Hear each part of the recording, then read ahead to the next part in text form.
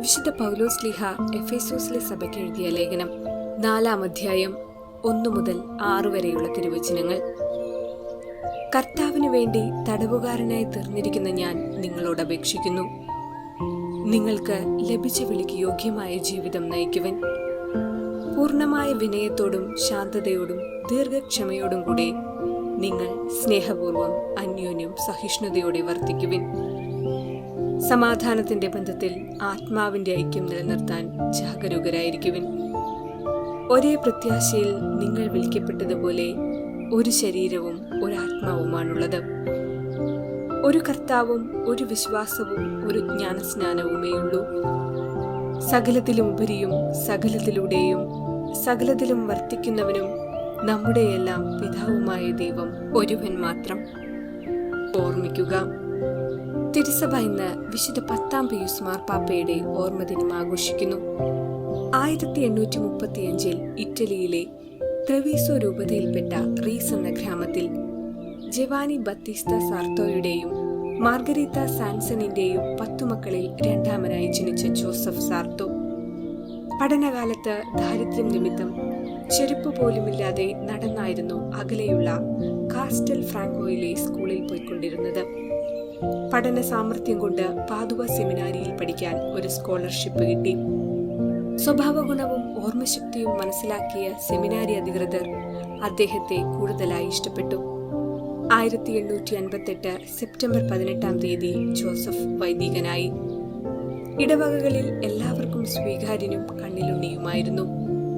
പ്രസംഗങ്ങൾക്ക് നല്ല ഓജസ്സും ദേവാലയ ശുശ്രൂഷകൾക്ക് കൃത്യനിഷ്ഠയും ദീർഘനേരം കുമ്പസാരക്കൂട്ടിലിരിക്കുവാനുള്ള സന്നദ്ധതയും അദ്ദേഹത്തിന്റെ പ്രത്യേകതകളായിരുന്നു. 1884 നവംബർ 16-ാം തീയതി മാന്തുവ മെത്രാനായി അഭിഷേകം ചെയ്യപ്പെട്ടു. 1893 അദ്ദേഹം കർദിനാളായി ഉയർത്തപ്പെടുകയും അതേ വർഷം തന്നെ വെനീസിലെ പേട്രിയാർക്കായി നിയമിക്കപ്പെടുകയും ചെയ്തു. ലയോ 13-ാമൻ മാർപ്പാപ്പയുടെ മരണശേഷം പേപ്പൽ തിരഞ്ഞെടുപ്പിന് പോയപ്പോൾ താൻ തിരഞ്ഞെടുക്കപ്പെടുമെന്ന് അല്പം പോലും ചിന്തിച്ചിരുന്നില്ല. എന്നാൽ ദൈവനിശ്ചയപ്രകാരം അദ്ദേഹം തിരഞ്ഞെടുക്കപ്പെട്ടു. അങ്ങനെ ദരിദ്രനും വിനീതനുമായ കാർഡിനൽ സാർത്തോ 1903 ഓഗസ്റ്റ് 9-ാം തീയതി 10-ാം പിയൂസ് എന്ന നാമം സ്വീകരിച്ച് കിരീടധാരിയായി. സമസ്തവും ക്രിസ്തുവിൽ നവീകരിക്കുക എന്നതായിരുന്നു അദ്ദേഹത്തിന്റെ മുദ്രാവാക്യം. കുർബാന പുസ്തകം, കാനൂന നമസ്കാരം, ആരാധനാഗാനം എന്നിവ പരിഷ്കരിച്ചു. ജ്ഞാനായ കത്തോലിക്കർക്ക് മാത്രമായി കോട്ടയം സീറോ മലബാർ രൂപത സ്ഥാപിച്ചു.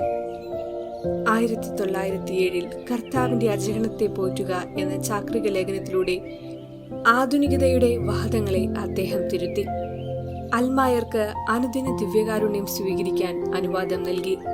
അദ്ദേഹം വിശുദ്ധ കുർബാനയുടെ പാപ്പ എന്നും അറിയപ്പെടുന്നുണ്ട്.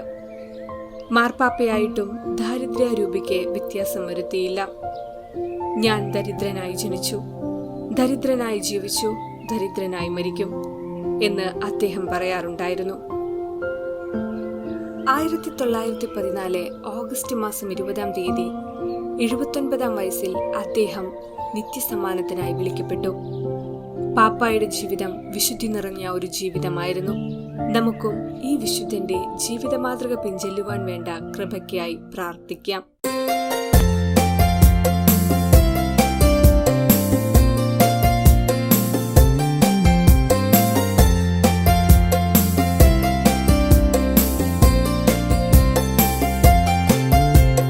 വിശുദ്ധ 10-ാം പിയൂസ് പാപ്പ ഞങ്ങൾക്ക് സ്വർഗീയ മധ്യസ്ഥൻ.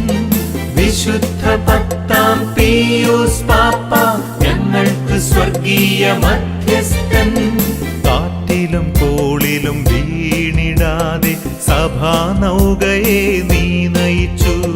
കാറ്റിലും കോളിലും വീണിടാതെ സഭാനൗകയെ നീ നയിച്ചു.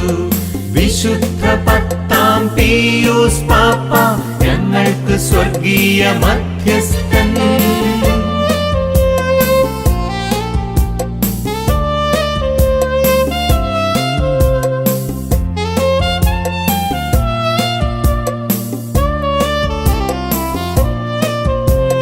ദാരിദ്ര്യക്ലേശങ്ങൾ നീ അറിഞ്ഞു, പരിഭവം കൂടാതെ നീ സഹിച്ചു.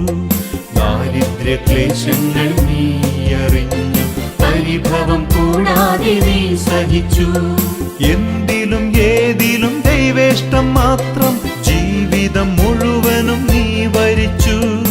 എന്തിലും ഏതിലും ദൈവേഷ്ടം മാത്രം, ജീവിതം മുഴുവനും നീ വരിച്ചു. വിശുദ്ധ പത്താം പീയൂസ് പാപ്പ ഞങ്ങൾക്ക് സ്വർഗീയ മധ്യസ്ഥൻ.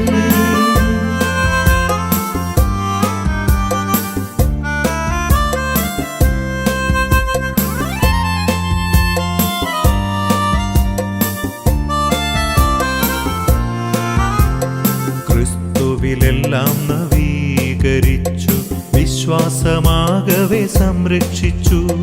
ക്രിസ്തുവിലെല്ലാം നവീകരിച്ചു, വിശ്വാസമാകവെ സംരക്ഷിച്ചു.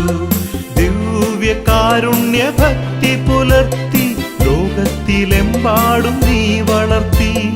ദിവ്യകാരുണ്യ ഭക്തി പുലർത്തി ലോകത്തിലെമ്പാടും നീ വളർത്തി. വിശുദ്ധ പത്താം പീയൂസ് പാപ്പ ഞങ്ങൾക്ക് സ്വർഗീയ മധ്യസ്ഥൻ. വിശുദ്ധ പത്താം പീയൂസ് പാപ്പ ഞങ്ങൾക്ക് സ്വർഗീയ മധ്യസ്ഥൻ. കാറ്റിലും കോളിലും വീണിടാതെ സഭാനൗകയെ നീ നയിച്ചു. കാറ്റിലും കോളിലും വീണിടാതെ സഭാനൗകയെ നീ നയിച്ചു. വിശുദ്ധ പത്താം പീയൂസ് പാപ്പ ഞങ്ങൾക്ക് സ്വർഗീയ മധ്യസ്ഥൻ. വിശുദ്ധ പത്താം പീയൂസ് പാപ്പ ഞങ്ങൾക്ക് സ്വർഗീയ മധ്യസ്ഥൻ.